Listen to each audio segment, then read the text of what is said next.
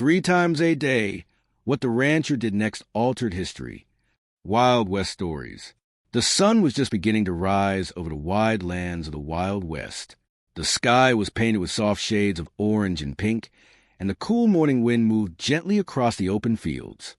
Far away from the busy towns and dusty streets, there was a quiet ranch sitting near a long valley. This ranch belonged to a man named Elias Carter.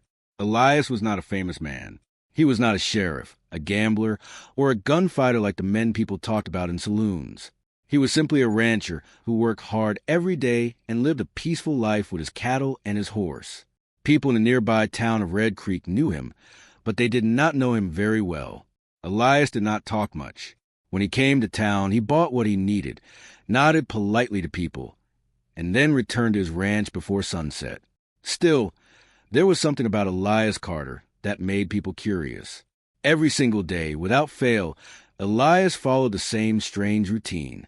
3 times a day, he rode his horse to the same hill that stood at the edge of his land, first in the morning, then again in the afternoon, and once more during the sunset. No one knew why. The hill was not very large, but it stood high enough to overlook the entire valley. From the top, a person could see miles of dry land, scattered trees, and a thin river that slowly moved through the fields. For years, the valley had struggled.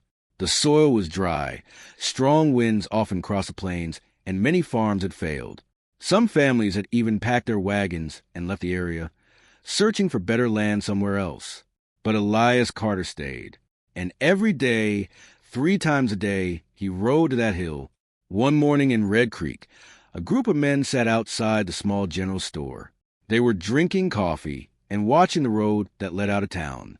One of them, a tall rancher named Bill Dawson, shook his head. "There goes Elias again," he said. In the distance, they could see a single rider moving slowly across the land. It was Elias, riding his old brown horse toward the hill. Another man laughed.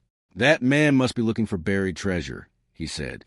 A third man leaned back in his chair. "Treasure? On that dry hill," he said. "If there was treasure there, someone would have found it years ago." They all watched the small figure ride toward the hill. Bill Dawson narrowed his eyes. "He's been doing that for years," he said. "Morning, afternoon, sunset, always the same hill." "But what does he do there?" someone asked. No one had an answer. The truth was simple. No one had ever followed him. Later that same day, a young traveler arrived in Red Creek.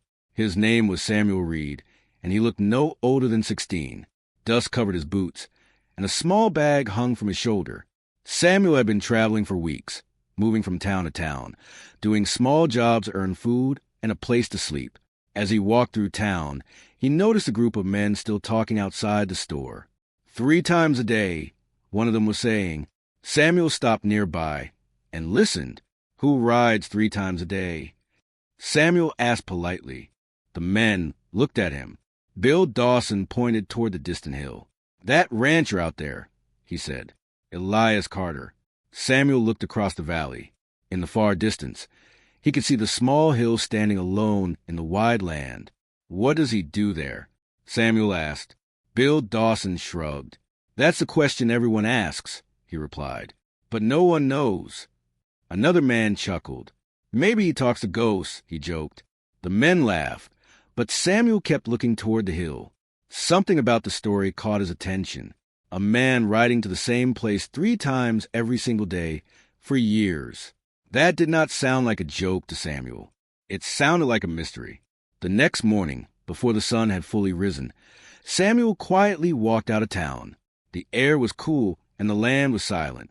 In the distance, he saw a familiar figure riding slowly across the valley. Elias Carter. The rancher was heading toward the hill once again. Samuel kept his distance as he followed. The hill grew closer as the sun slowly climbed into the sky. Birds flew across the open land, and the wind moved through the dry grass. Finally, Elias reached the top of the hill. Samuel carefully stopped behind a group of rocks at the base, watching from far away. From where he stood, he could see Elias dismount from his horse. The rancher walked slowly across the hill, carrying a small wooden box in his hands. Samuel leaned forward, trying to see what he was doing. Elias opened the box. Then he did something that made Samuel even more curious.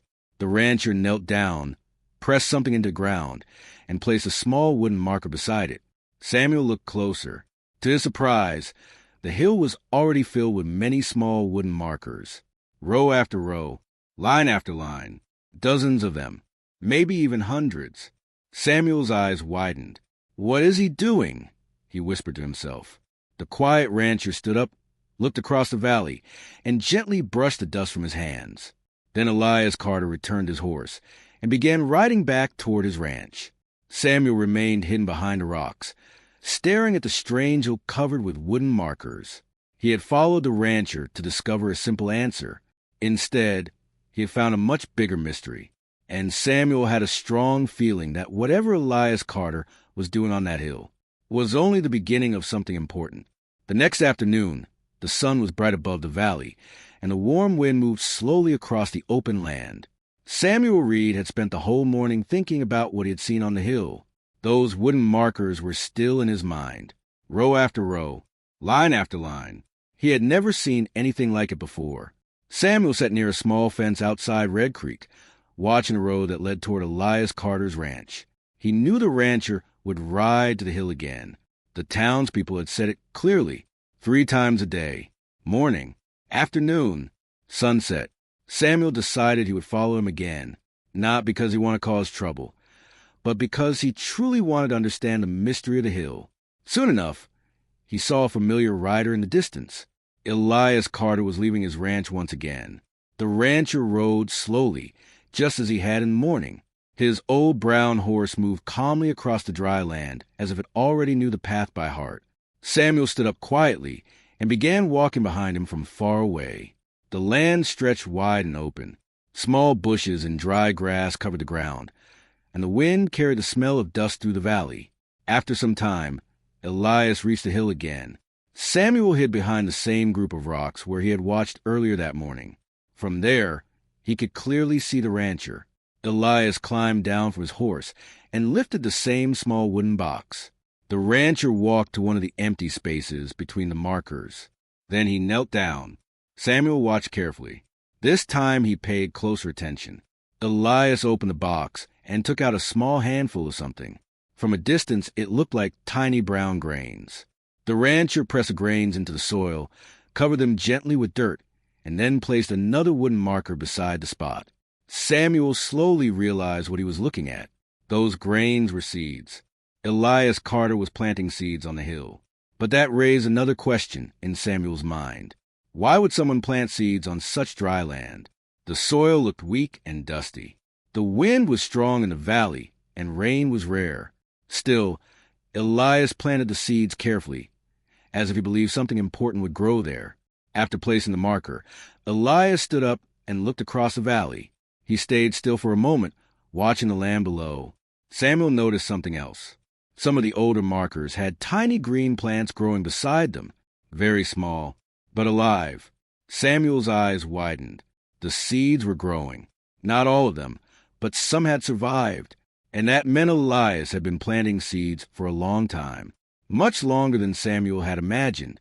The rancher closed the wooden box and began walking back toward his horse. This time, Samuel decided to do something brave. Instead of hiding, he slowly stepped out from behind the rocks. "Excuse me, sir," Samuel called. Elias Carter stopped. The rancher turned and looked toward the boy. His face showed surprise, but not anger.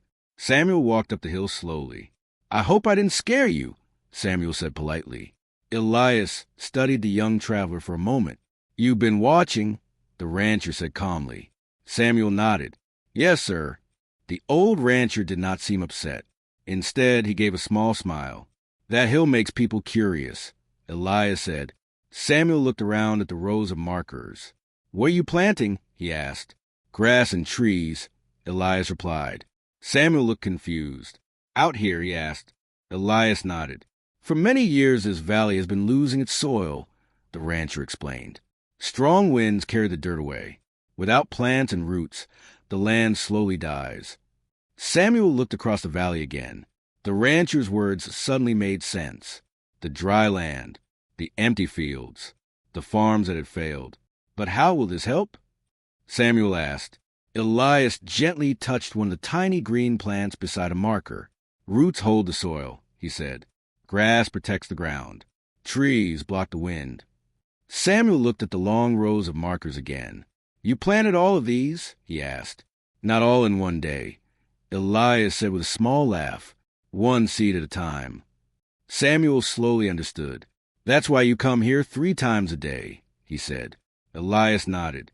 If I plant a little every day, the rancher explained, the hill will slowly change.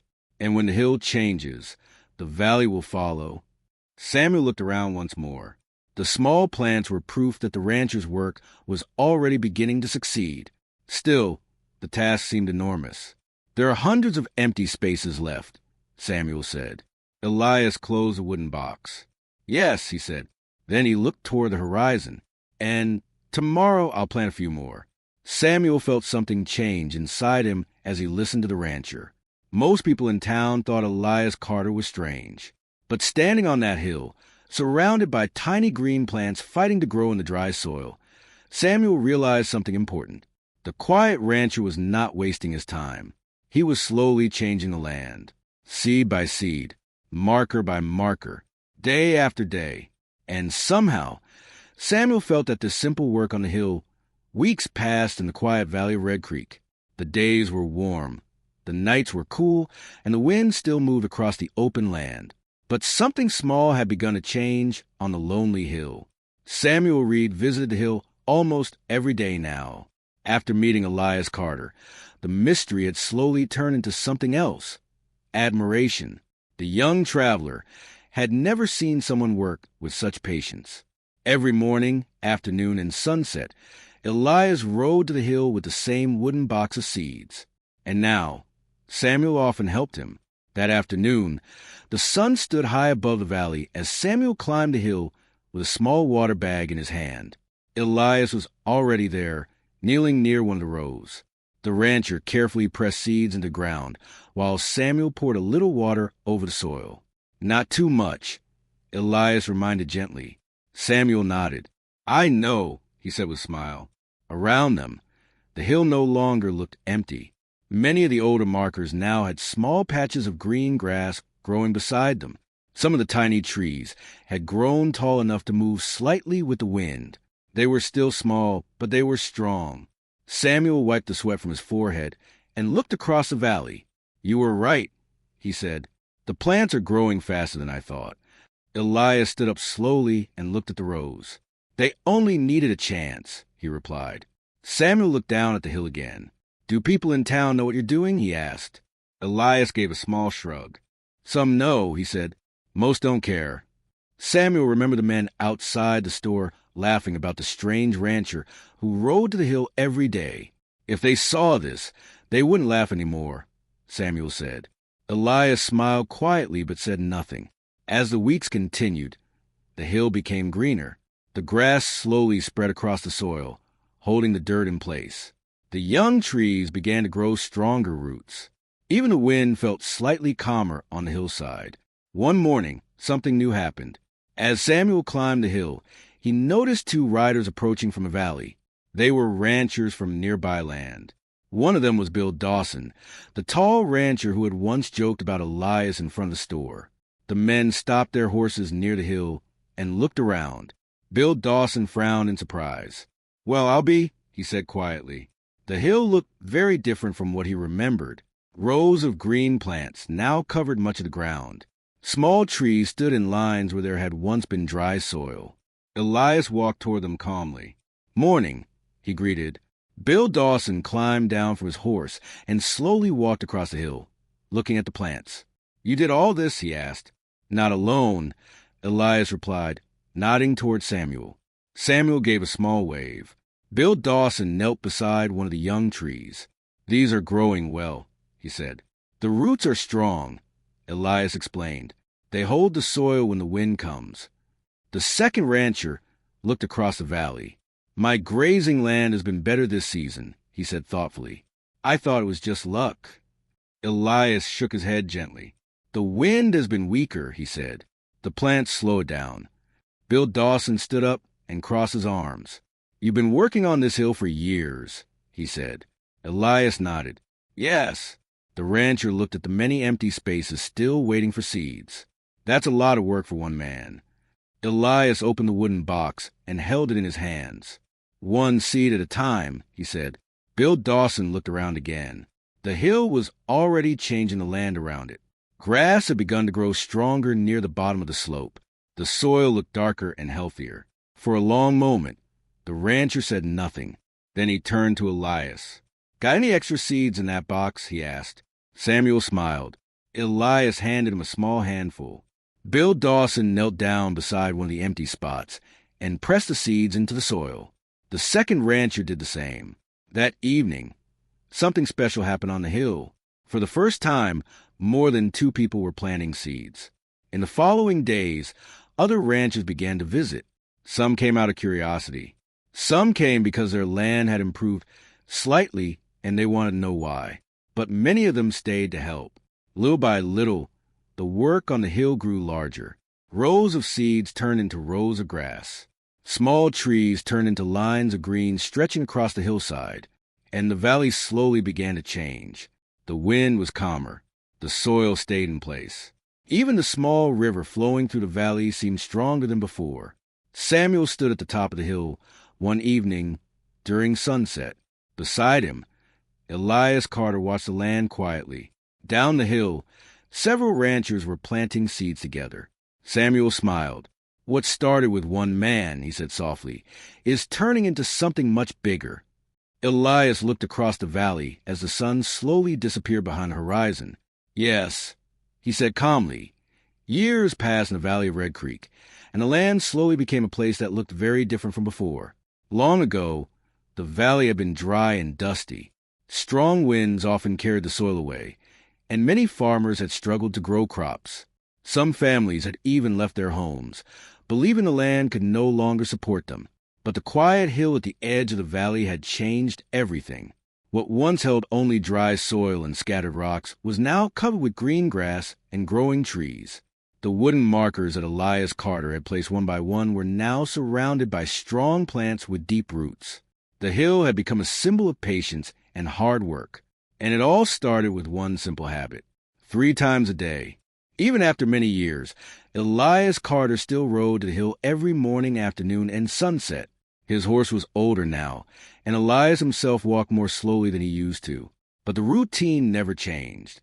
Samuel Reed, who had once been a curious traveler, had now become a young rancher himself. He worked alongside Elias and helped take care of the growing land. One cool morning, Samuel stood on the hill and looked across the valley. He could see fields of healthy grass where there had once been empty land. Ranchers moved their cattle across wide green pastures. Farmers worked in fields that now held strong soil. Even the small river that crossed the valley flowed more steadily. Samuel smiled. The valley felt alive again. Footsteps behind him made him turn around.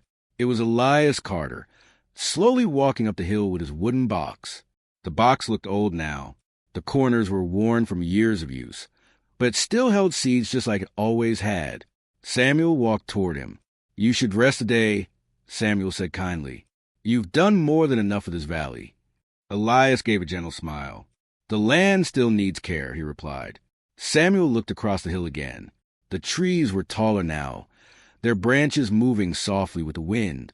"Look at this place," Samuel said. "You changed everything." Elias followed Samuel's gaze. For a moment, neither of them spoke. Finally, Elias shook his head slightly. "I only planted seeds," he said. Samuel laughed softly. "You did much more than that." Down the hill, several ranchers were already working together. Some were planting new rows of trees, while others repaired small fences that protected the plants from cattle. Over the years, more and more people had joined the work. The hill had become a meeting place for the valley. Families came to help plant seeds. Children carried small buckets of water, and ranchers worked together to protect the growing trees. What once looked like a strange habit had turned into a shared mission. One afternoon, a group of travelers stopped in Red Creek. They had heard stories about the valley and wanted to see it for themselves. The travelers were surprised by what they saw. Green fields stretched across the land. Tall grass moved in the wind, and the valley looked peaceful and strong. One traveler asked an old shopkeeper in town, "How did this land recover so well?" The shopkeeper smiled and pointed toward the hill in the distance. "It started with a rancher," he said. "A rancher?" the traveler asked. "Yes," the shopkeeper replied. "A quiet man who rode to that hill 3 times a day."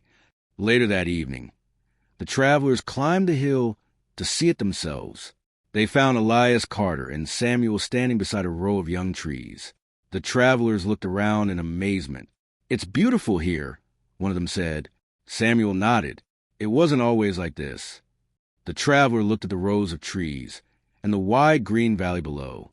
"So how did it change?" Samuel glanced at Elias and smiled. "One seed at a time," he answered. As the sun slowly set behind the hills, the valley glowed with warm golden light. The trees cast long shadows across the grass, and the air felt calm and peaceful. Elias Carter stood quietly, watching the land he cared for all those years. He did not see himself as someone who changed history. To him, it had always been simple. Plant a seed, protect the soil, return tomorrow and plant another.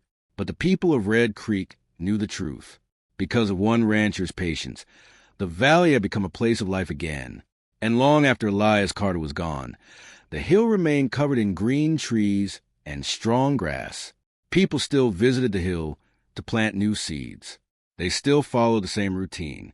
Morning, afternoon, sunset, 3 times a day. Not because they had to,